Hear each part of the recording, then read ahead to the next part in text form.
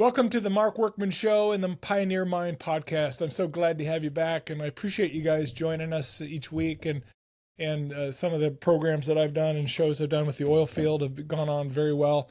But this is our regular show that we do with Kathy, my best half, in our health Thursdays or whatever. We haven't even named it yet, so we still haven't gotten name suggestions where we want to name this show, but at some point we're going to name the show. But really the goal of what we're doing here is to promote this idea of health in just the right way, creating a balance in our life with our diet, with our exercise and all those kind of things. And the focus of these specific shows that we do with Kathy is the idea that insulin resistance and just our diets and a lot of the things going on in our lives are diet onset symptomology or whatever that make us sick, and when we start looking at our diet, what we eat and how we organize our fuel, our metabolic health, that's the energy we put in. And then the metabolic health part of it is how our body uses energy and what it has to do with it. And what we've talked about in previous shows is that we're putting way too much fuel in, so it gets to the point where the body just doesn't know what to do with it. And that's where a lot of the complications show up. In this podcast, I'm really interested in trying to promote the pioneer mindset. I get asked all the time why I don't do politics, because that's an interest of mine, is trying to understand kind of our leadership, what we're doing, and the cultural things. But really, I want to be positive and be looking forward, because I want to promote young people and others that are really trying to be different, trying to be innovative, trying to be pioneers, stepping out of what they know, going into what they don't know, not even knowing the risks a lot of times. And we need people to rise up and start leading in their own lives, being pioneers of their own lives. And really, when you look at it throughout all of history, you can go as far back as you want. Nothing was ever started without a pioneer. The pioneers are the start of every story, of every innovation, of everything. So we need to rise this idea up, and that's really what I want to focus on. Like I said, I get asked about politics, but I just don't think the answer's there. It's really individuals choosing to kind of improve their own lives and start stepping out into things they don't know to create new things that are really beneficial to everybody, not just themselves. So, well, today's show, we're going to be talking about diabetes. And it seems like it's an obvious choice for us to be doing in terms of the overall diet. And when you look at diabetes and what's going on, I got a few statistics for us here. I just pulled some stuff up for 2026. Let me just tick off some things. It's pretty fascinating. And I did compare them to previous years in 2021. As of 2026, 15.8% of adults, roughly 40 million people, live with diabetes. And this is type 1, not type 2. And up to 90% of people in the country have type 2 diabetes markers, with 40% or 50% of those people diagnosed and 40% not diagnosed. They're living with it. They don't even realize they have it. So it's pretty fascinating to me that, they don't even realize they're kind of heading down this road with type 2 diabetes. But when you look at the previous years, in 2021, it was 12.4%. It's now at 15.8, like I just read.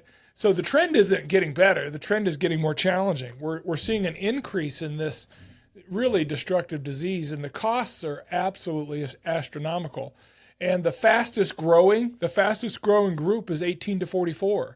You would think it's maybe older folks or whatever, but that younger group, 18 to 44, is the fastest growing segment of our population that is dealing with diabetes. And I'm talking type 1 in these stats, but type 2 has got to be on the rise too, or the highest, So, and then when you look at the economic impact, and this is something Kathy and I talk about a lot of times, is that, people will say, I got health insurance and I spend money on whatever, to go to the doctor and there's nothing wrong with that. We're not poo-pooing that. But the thing of it is that you spend a fortune on going to the doctor and insurance premiums, but we don't really spend, when we start counting the cost, when we talk about what we're going to put into our own body and our own health, the workout gym, oh, that's too expensive, or eating the proper foods, oh, that's too expensive. We really are interested in how we can kind of twist this idea of cost. But in diabetes, you find out that $458 billion is spent on diabetes care every year in this country. And that's only rising. And if you have diabetes or are into the type 2 diabetes realm, you spend 2.6 times more on your health care than a person that doesn't have diabetes. So it's very costly to not kind of tackle this problem as a culture and as an individual. And really, it all starts with our food. So really, it's kind of astounding that we don't spend more time on it. But today's subject is diabetes. That's just a few stats. I mean, it's unbelievable when you actually look down through the chart that I found, how devastating this is and how it's really affecting every family, and really on the type 2 diabetes side, because of the way our culture eats, it's almost every American. It's really kind of crazy. So welcome, Kathy. Welcome to the show. We're going to talk about diabetes today. And so here we go. So this is an important topic, isn't it?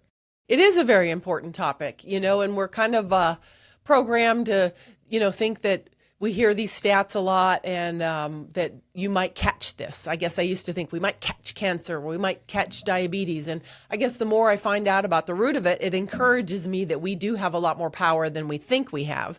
And so reading these stats obviously is quite depressing. But when you look at, we're 50 years into the processed foods. In the 70s, they started legislating different things. Our parents were probably kind of the last era of people that were eating whole natural foods. And then the 70s and 60s and 70s, we started doing a lot of the processed food, taking the fibers out, which is just a big part of our gut health. Taking out the salt, adding preservatives back in, processing, marketing, have a lot more access to all of these things. And so now we're 50 years into it. So to see these younger kids exponentially, it's because that's all they've known, Right. And I could remember my dad kind of struggled with diabetes, the type 2 side. He could eat himself into oblivion, and it would show up in his feet, the soreness, and he had all kinds of ailments, as you know. And then as soon as he'd kind of buckle down and knock off the food, all of a sudden his numbers were good and the diabetes gone. His feet felt great and he was able to walk. So it was totally a food related. Yeah. It's a lifestyle. It's a lifestyle thing. And, if you go to your doctor, they're going to tell you can manage it for life, but they don't even let you know that you can reverse it. Right. And so, it's a lifestyle onset disease. So, which is great because now we can reverse the lifestyle and get off of it. That's exactly right. Well, I'm going to pull up the problem and we're going to start there. And again, this is a slide we show quite often on the show simply because it is an indicator of all the things related to metabolic health, right? Yeah. So, again, you can go off your chart there in front of you, but let's just talk about the problem. Well, the problem obviously is great big. And if you look at the stats on the side, 93% of American adults, and these are just the adults, these aren't the children, but they're in there too, are metabolically unhealthy. And if you look over at all of these different things on this little wheel, we have, obesity, diabetes, cancer, PCOS, fatty liver, heart disease, blood sugar, Alzheimer's, migraines, erectile dysfunction, neuropathy, skin issues, psoriasis, all of these things. And it feels overwhelming. Like, how in the world are we ever going to conquer all these things? But if you go into your medical professional, they're going to break you into body parts and give you a specialist. That specialist knows exactly what pill to give you for the symptom. They aren't telling you they're going to heal anything. They're telling you they're going to manage it. So they're managing our symptoms.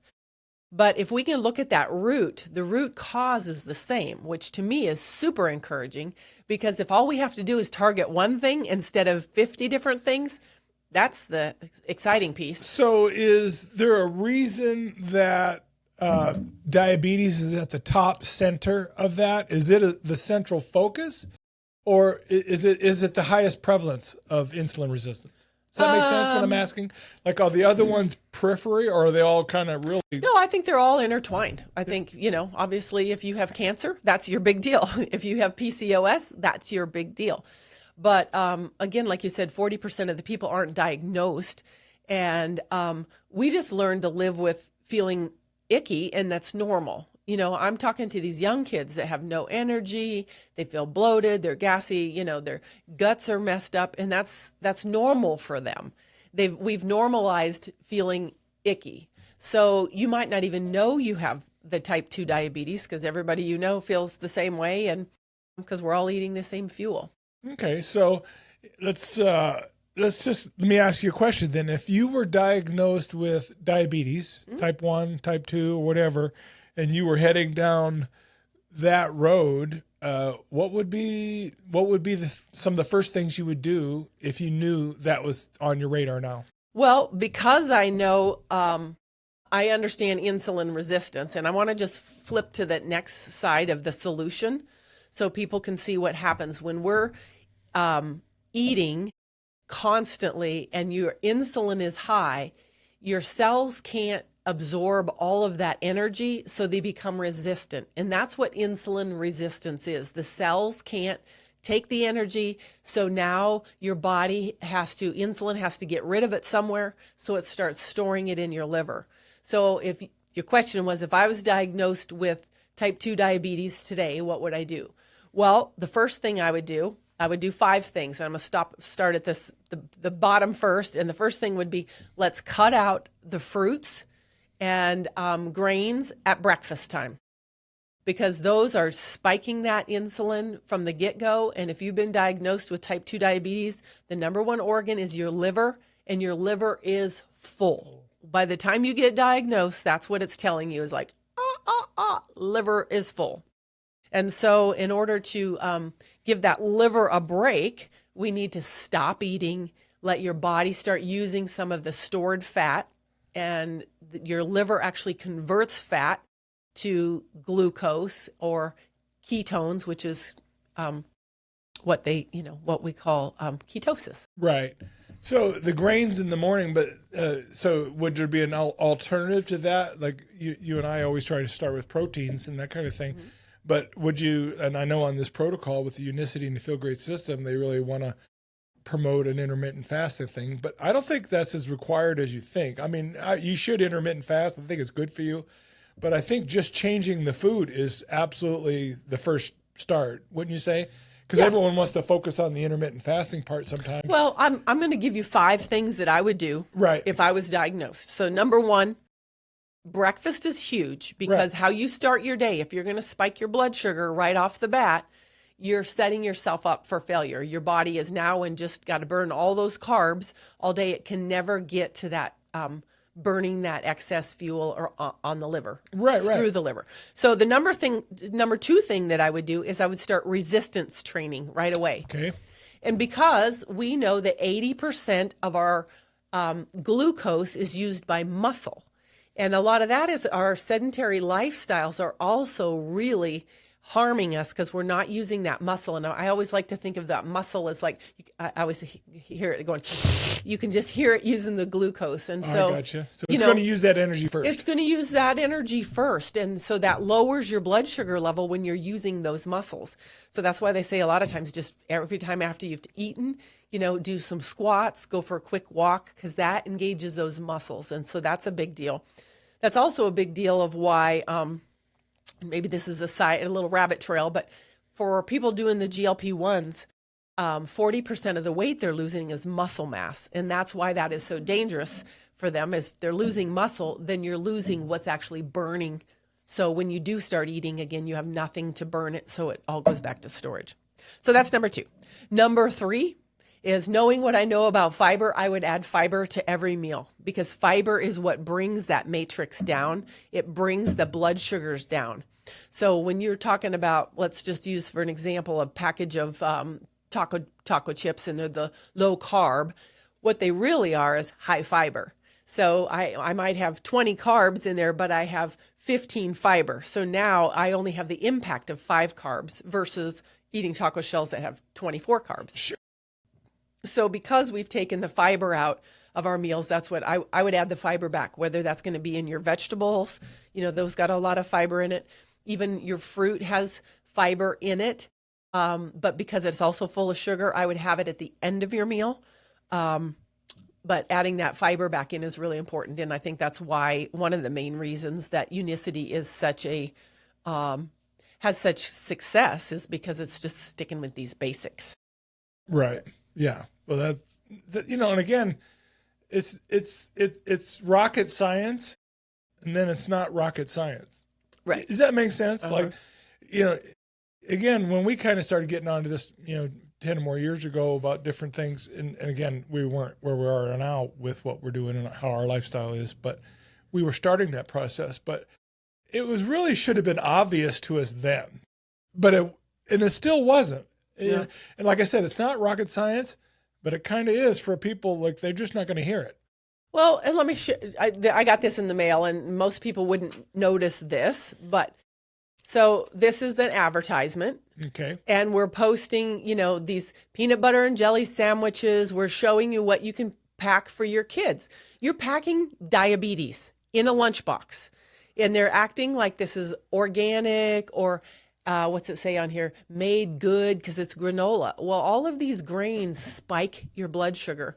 And so we're sending our kids to school on a sugar high. Right. And then they crash, and then we feed them again. And, we wonder why they're having learning disabilities and learning issues when your blood can handle 1 teaspoon of sugar at a time. And as I look at any of these, I'll bet most of them are at least 10 to 20 teaspoons of sugar in just the snacks. Right. And no nutritional value. Right. So now they're still hungry. Right. Right. So back to the other thing that I would do, the fourth thing that I would do is I would prioritize protein with every single meal also. And it's that protein that's going to protect your lean muscle mass. Your body needs that protein. Protein does not spike your blood sugar. And so that's going to keep those blood sugars level. And that's the big goal, is giving your body the nutrients it needs so it's not craving all of the things that are available. And the most things that are most readily available are high in carb, and the sugars. And then the most important thing of all, I just say, stop snacking. There's no such thing as a healthy snack. Yeah. Obviously, you can eat some things like, have a boiled egg or whatever. But mostly, if you're prioritizing your protein and your fiber, you shouldn't be having the snackies because it's sugar breeds sugar, and those cravings just fuel and we've one been another. told, I know I've heard even in college that if I eat 6 to 8 meals a day, more often, Yep. smaller meals, that was even back in college during basketball years and all sports years, and then again, it wasn't protein either. It was totally 100% carbs and pastas and, way back. We have fed our kids carb load before the ball games. But the difference was they were working it off. But we have had a lot of misinformation about carbohydrates. And I used to tell people, you got to keep adding fuel, so keep that metabolism burning. And that's a lie. It just keeps that insulin spiked and keeps you hungry all the time, and you got the food noise going on. So, and anytime we're snacking, we're just keeping that glucose and insulin up. And when you, again, understand how if we can get that insulin low, that's when the fat can go. That's when your body can burn from storage from the pantry. But we just keep filling the pantry, and never go back to burn it. But our body is designed to be metabolically flexible. Right. So you're saying, too, if it's meant to be metabolically flexible, we're creating a situation with our diet to not be flexible. Exactly. We're becoming stiff. We're stuck in sugar mode. Your body's just trying to burn the sugar, and your insulin is trying to figure out where to put all the excess. Gotcha. And when it does that, it's creating an energy shortage in your body. So you're shorting out because those cells aren't releasing that energy. They're tight. They're resistant. So now I'm not getting energy to the brain. I got brain fog. Alzheimer's is actually a type 3 diabetes. We're just starving our brain because the energy's not getting up there. You might be having, that's what the erectile dysfunction is. The cells aren't getting power to the pole. Neuropathy, you're not getting power to the basement.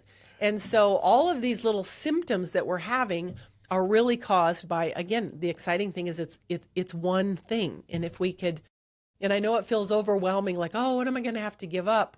But I think the bigger thing is, what do we have to gain? We're always protecting the thing that makes us miserable. And if we just kind of start taking charge and just start reading labels and trade out one item for a different item. Today I was in the grocery store and I was just looking at the backs of peanut butter. And you start looking at it, okay, it's just peanuts. That's it. Cool. That's peanut butter. You look at some of the other ones, it's peanuts, it's oil, it's sugar, it's all these different things. You're like, oh, that's really creamy. And I kind of like that one. But when you start switching them over, your taste buds change about every 2 weeks. Your taste buds start changing. So now all of a sudden, and I think you said it yesterday, because we used to be steak sauce barbecue people, and you said, oh, it's just the taste of the meat with a little bit of seasoning on it is so much better and richer. Yeah, I've been going that way with salad dressings and all of that, where I'm just dropping the dressings altogether because I love salads. I can't stand making them.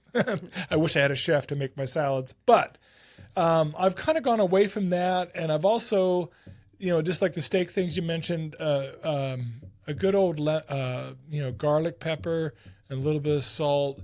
And, it's unbelievable. A little rosemary on there with the steak.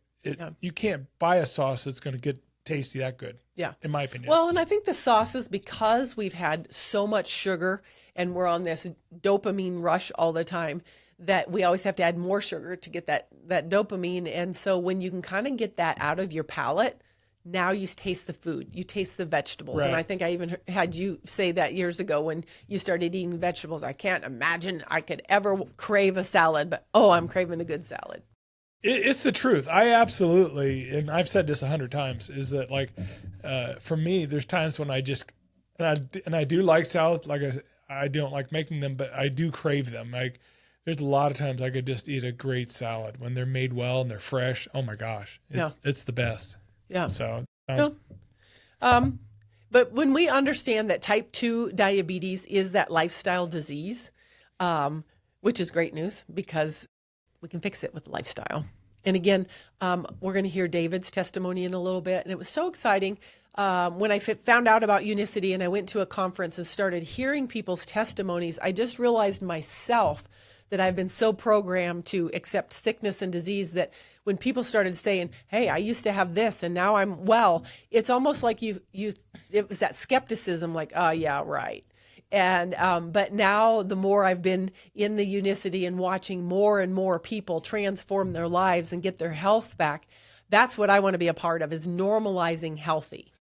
Yeah, and that's really helped me, just being in the home with you and as a husband and being around what you're working on. And it's super encouraging in the sense of I probably was a little bit of a skeptic going into Unicity, drinking a tea and then having fiber before your biggest meal and intermittent fasting. And it just seemed so simple and, all those kind of things. So I was and I'm not being negative here. Hope you don't take it that way. No. I was just a little bit of a skeptic about it at first, but over now we've been a year now, maybe you've been involved about July last year. July last year, and what we've seen is testimony after testimony, which we're getting ready to share one of an acquaintance of yours. I've not met him, you have, right? Mm-hmm. Okay, but it's just, I just think those testimonies become powerful because they are eyewitnesses to their own life. Yep. And all the naysayers and everyone says that they don't believe it or whatever, that's them making excuses to stay where they're at. Right. Right? Well, I understand there's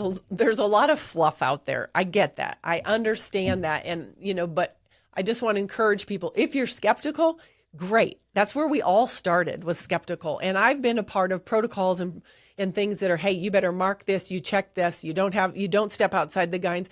It's almost like we've made things, they're only valuable if they're hard. And I would say the downside of Unicity is it's so easy that people go, well, wait a minute, that's too easy. Right. Which is the best side of it. And the worst side is that it's just so easy. But also this great piece of it is try it for 90 days. If you don't have some measurable change, and when I say measurable, I'm testimonies of people that are dropping their A1C 2 points from one doctor's visit to another doctor's visit. Right. And the doctor's like, wow, I've never seen that. So measurable results would be your A1C coming down, your waistband coming down, just your mood going up, your feel good. And I can't promise you what it's going to do to your body because everybody's bodies are different. But some people, dropping the weight, others like, okay, I haven't dropped weight yet, but I feel so good. And I think the body is healing whatever has been broken. And then the weight comes for some people, they lose it a little bit later on. But getting the inflammation out of the body, getting your blood sugars level, really working on the insulin resistance is the answer, not just to diabetes. It's to all of those things on that wheel. Right. And so, well, let's listen to Dave's testimony. Yeah, you'll be excited about it. And the truth of it is, though, is like, and what I'm, and I'm going to clarify what the Feel Great system is. It's the Feel Great system. It's not a weight loss system. Weight loss is a part of feeling great. Yeah. But so is sleep. So is no joint pain. So is getting rid of skin tags. So energy, all those things. It's the whole pie. I always use a pie program. Everybody uses food. Yeah. Well, icing on a cake. I know, but I always say that's just one slice of the pie. Yeah. There's other slices involved with our wholeness, and I always talk about that. But the truth of it is this, we don't want to call this a weight loss program. This is a Feel Great program. Exactly. You know what I mean? So, and the weight, when I was always dealing with weight loss, the weight was just a symptom of a bigger problem. So this is, digging up some roots, healing some roots. Yeah. So okay. Well, listen to David. He's pretty exciting to listen to, his story. Here we go. It's been 527 days since I was lifeless at 247 pounds. Type 2 diabetic. My A1C was 8.9. Now it's under 5. I've lost over 80 pounds. I've reversed type 2 diabetes. It's been 527 days since I've been living type 2 diabetic free. My cholesterol was off the charts for 15 years. My A1C was 8.9. I had type 2 diabetes. I was dying. My blood pressure was 220/180. And all of my lab work shows all this. And now all my lab work, the doctor says, David Whitmeyer, your lab work is as of a perfect human being. Everything has completely reversed. And it's been reversed for 527 days as of today. Congratulations to me. So can you do it. You can do the same thing. Only thing you got to do is make your mind up. And this can be your 527 days. Know your worth, and don't let anyone tell you that it's genetics. It's just lifestyle. Know your worth.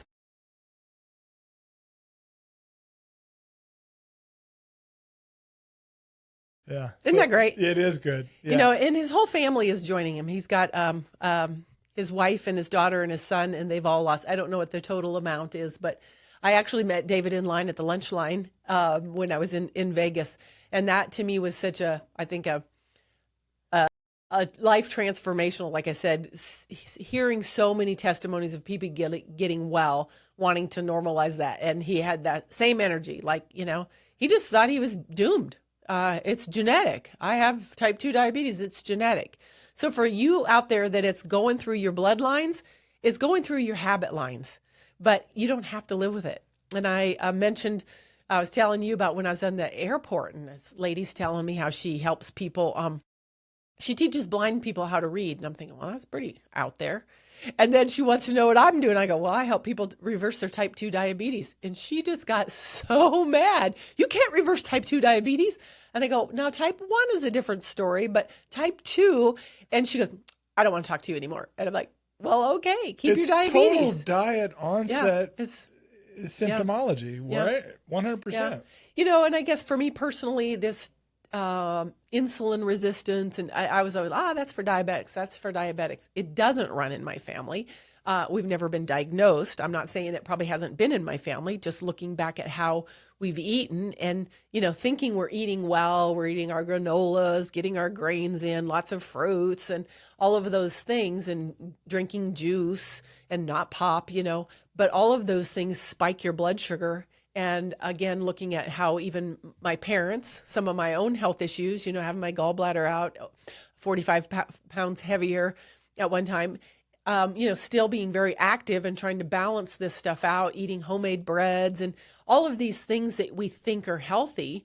And then you start recognizing, oh my goodness, it's hidden in everything. And it's the flour and the sugar that's the carbs. It's not just, people will say, oh, I don't eat any sugar. And I did a thing on my YouTube the other day about just quinoa. We think quinoa sounds so healthy. It's a great name. Well, 1 cup of quinoa has 47 grams of sugar, which is 47 grams of carbs, which always converts. Every teaspoon of sugar has 4 grams. So 10 teaspoons of sugar. You would never just put that on your plate Never. and eat it, but we do it all the time. This is 46 teaspoons or over a cup of sugar every day that we, average American is eating, from a small child to an adult. And remember, hey, Kool-Aid, oh my goodness, that was probably the beginning of, all the sugar drinks and drinking so much of it and eating it. Well, let's look at the solution, and you can maybe talk about the 2 products and the protocol and that kind of thing. But let's go ahead and look at that. It's up on the screen for everybody at home, so you can. Yeah, the solution is this. It's a nutraceutical product. It was actually designed in the 80s by Rexall Drug. It is in the physician's desk reference. They now call it the physician's digital reference.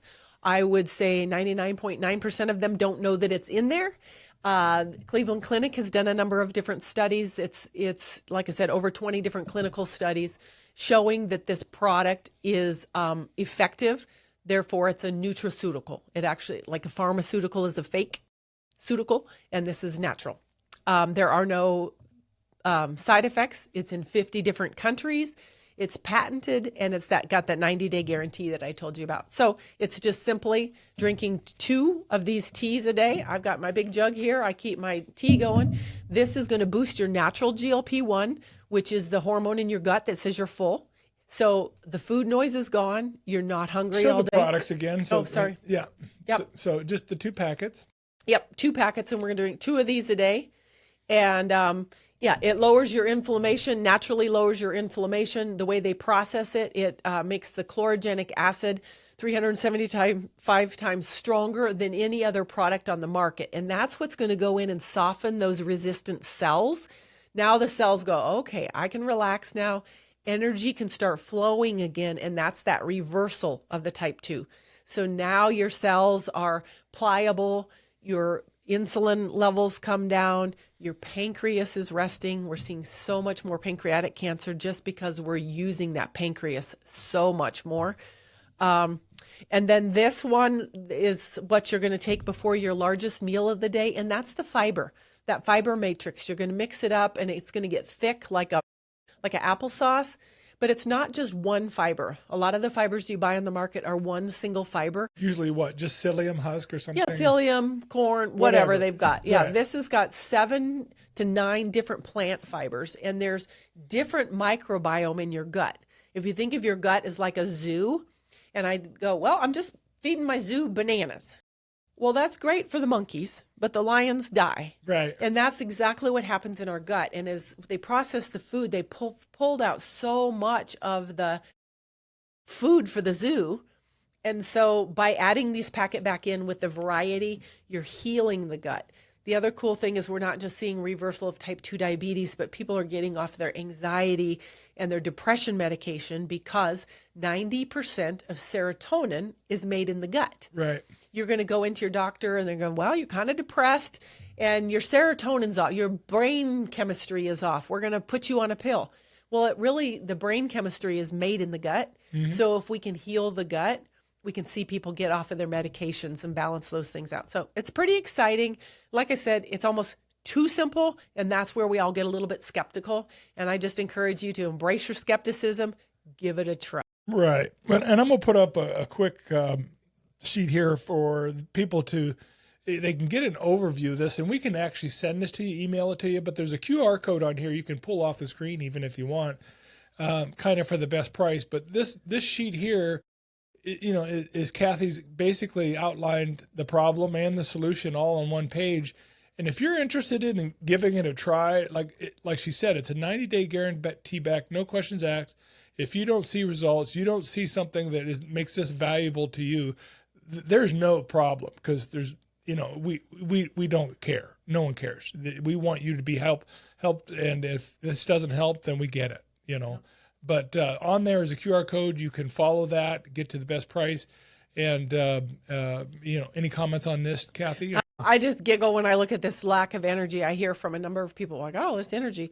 One gal was telling me, well, it's kind of interrupting my sleep. And I'm like, well, what do you mean by that? She goes, well, I used to sleep all day. And so she's now up and able to get things done around the house. And she's a mom of little kids. And, sure. Hearing them, I just have energy to spend time with my kids. That's huge. And that age group shouldn't be dealing with that. But when we understand how much of the sugar and the crashes they have, because what goes up has to come down. So right. Well, again, you can't minimize the effect of diabetes on the culture. Like I mentioned earlier about the cost to healthcare and to our costs and what Americans are spending on just trying to take care of symptoms. Yeah. Where in this show and what you're trying to do is we're really trying to get to the point where we're encouraging people to get to the root. Yeah. And we know it's diet onset. We know it's food related. We know that we have to develop self-control. We have to be able to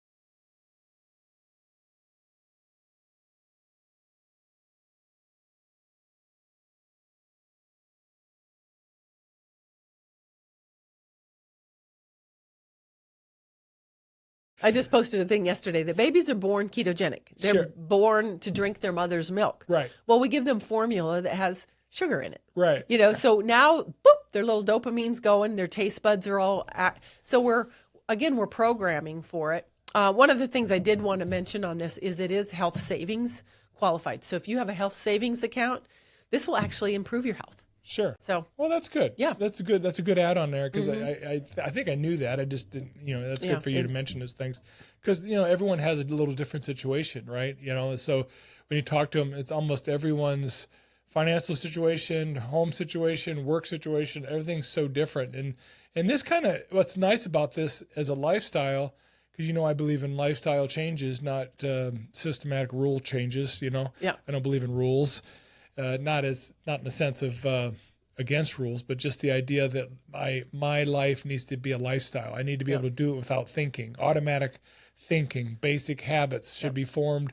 So that's really my driver for my own life, and that's the way I would even approach this. Well, most people do that. They drive by the coffee shop. Exactly. They drive by it's a habit.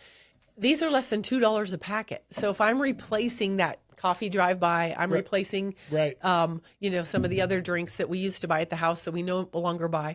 I'm not snacking in between meals. I mean, it really is cost neutral.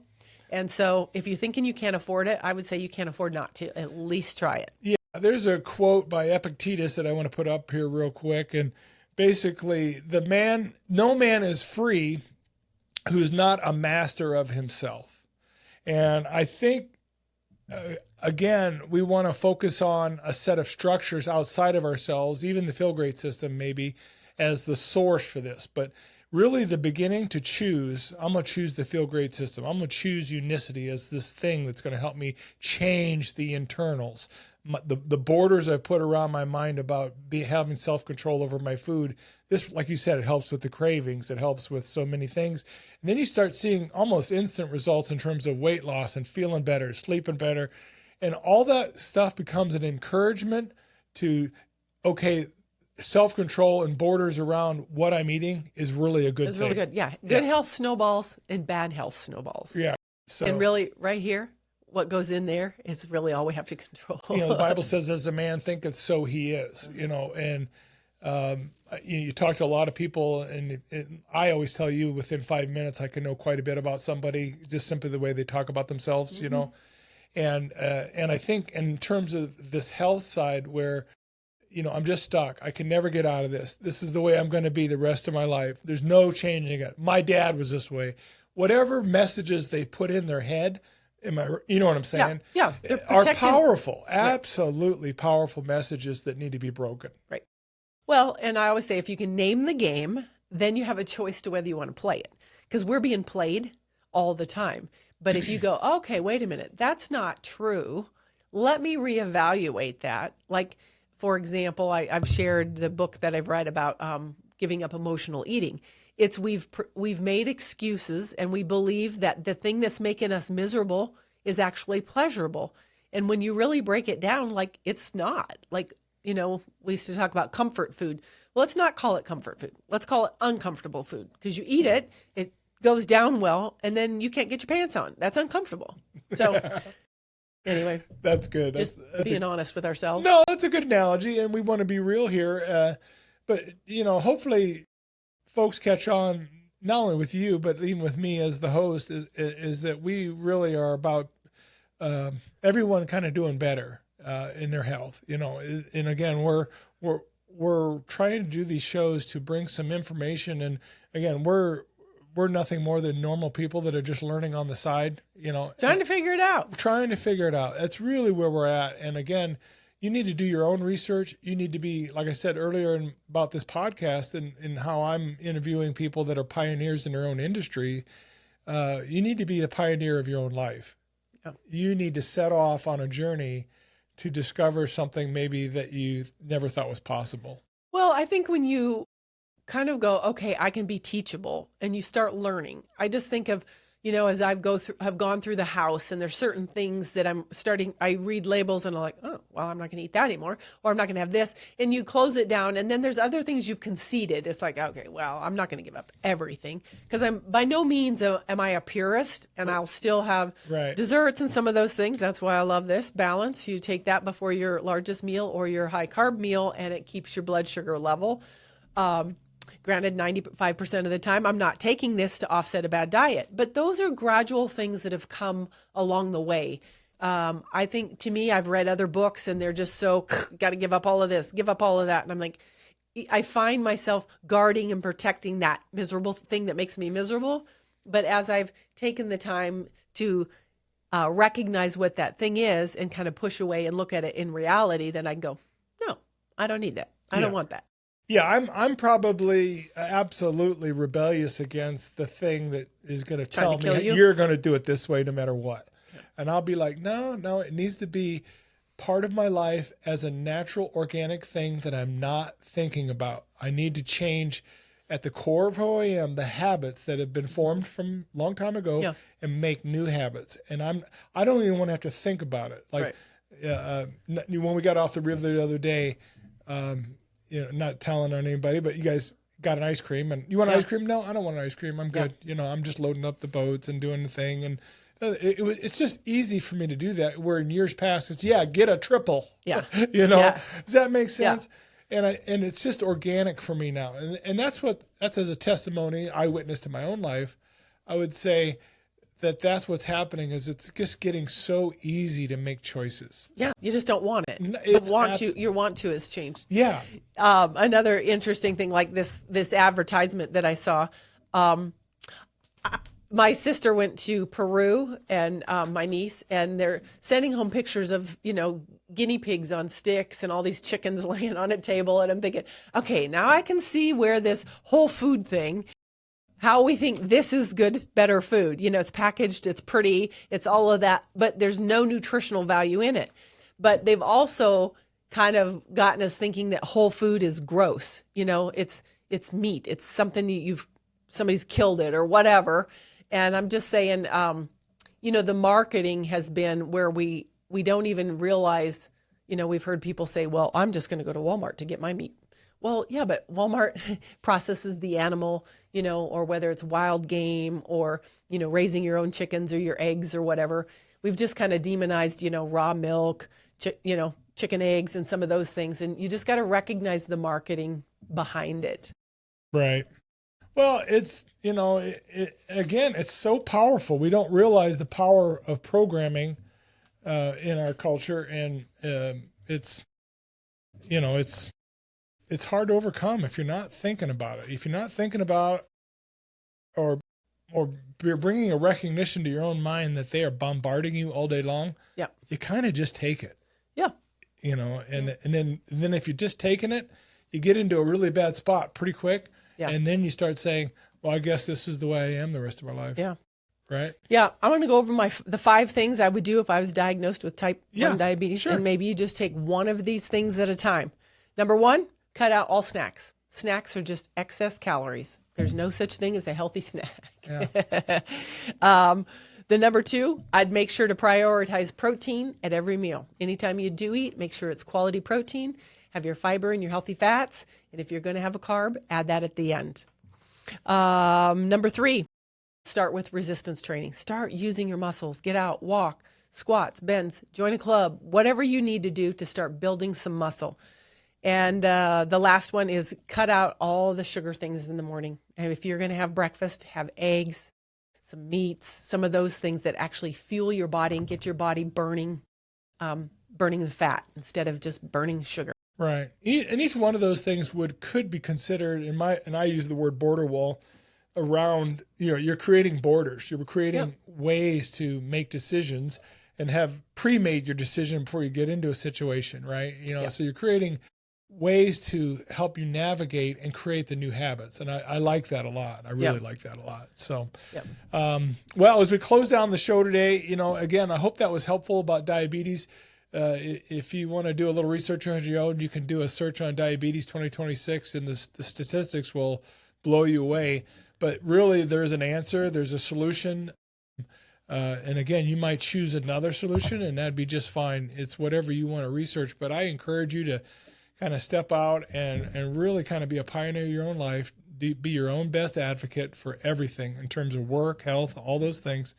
And again, I always try to end the show with this idea of us, we can kind of move forward on our own. We don't need folks to kind of third-party people to tell us how to live. We can kind of learn how to do that on our own. I want to encourage you to create something, read books.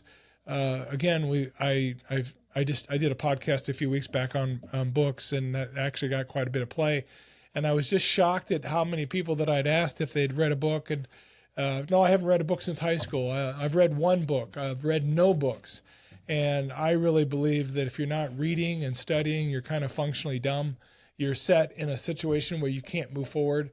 And, I just want to encourage you to just learn an instrument, learn a language. All those kind of things are important for your own life to kind of grow and have a good life. And the health is just one slice of that pie.